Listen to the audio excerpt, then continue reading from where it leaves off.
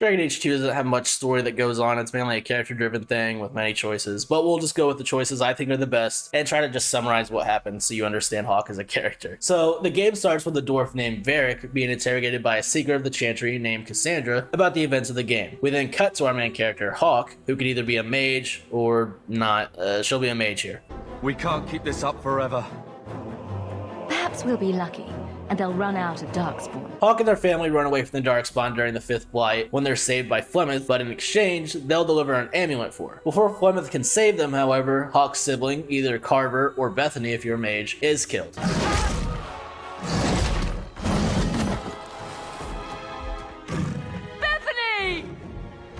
We then cut to the group on their way to the Kirkwall, which is currently being overwhelmed by Ferelden refugees as they all run away from the Darkspawn threat that was happening in the first game. The group then reunites with Hawke's uncle, whom offers them a place to stay after he lost their family's rich estate during his gambling. So Hawke and their siblings basically begin working as mercenaries to get by. During the first years in Kirkwall, Hawke meets the rest of the companions, because it's easier to tell this way. Eveline, a fellow refugee of Ferelden, Isabella, a former pirate captain, Fenris, an escaped Tevinter slave, Meryl, a Delvish blood mage, Anders, a former Grey Warden mage who was an awakening from Origins, but a different character then. I guess Sebastian's also there, but who cares? You also got Varric, the dwarf that actually offers Hawke an extra lucrative job, and that's everybody. Hawke goes into the Deep Roads during an expedition with Varric and Bartrand, who's Varric's older brother, but they end up being betrayed and left for dead by Bartrand, after he's corrupted by a red lyrium idol they find. Sorry, brother.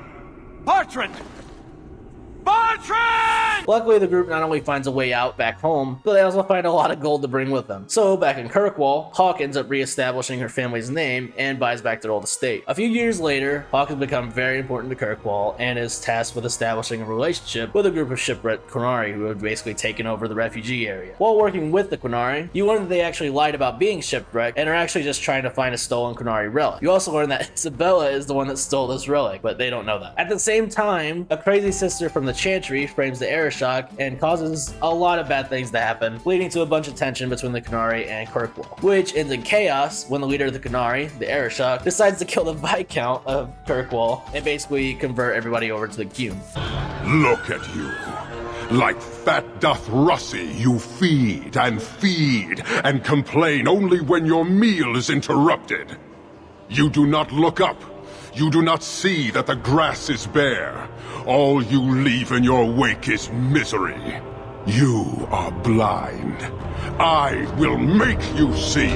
So, in a one-on-one duel, Hawke defeats the Arishok, and the Qunari end up returning home with their relic since Isabella gives it back. Hawke is then labeled the champion of Kirkwall. So, throughout the game, there's a lot of tension between pretty much every side, but also the mages and Templars, alongside a rise of blood magic, which actually led to Hawke's mom being killed during Act 2. Now, with the Viscount dead from the Qunari, tension gets even higher as the Knight Commander Meredith begins tightening the Templar hold on the mages. And after doing work on both sides during Act 3, the tension eventually reaches a breaking point when Anders destroys the Chantry, killing the Divine, and officially starting the Mage-Templar War.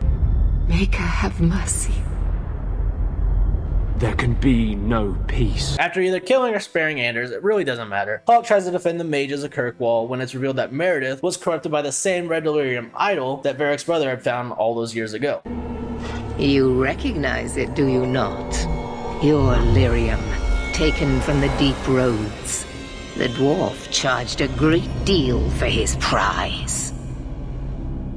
It seems a lot more sword-like than I remember. Orsino, the leader of the mages, ends up dying from using blood magic, who cares? And Hawke ends up killing Meredith, who actually turns into another lyrium statue after using too much of its power. So, with the war starting to brew, Hawke and the party leaves Kirkwall. There was also a DLC that ends up taking place during the game. It basically leads into Inquisition. It's called Legacy, where Hawke and their living sibling deal with the consequences of their father being forced to use blood magic to imprison an old Tevinter magister called Corypheus.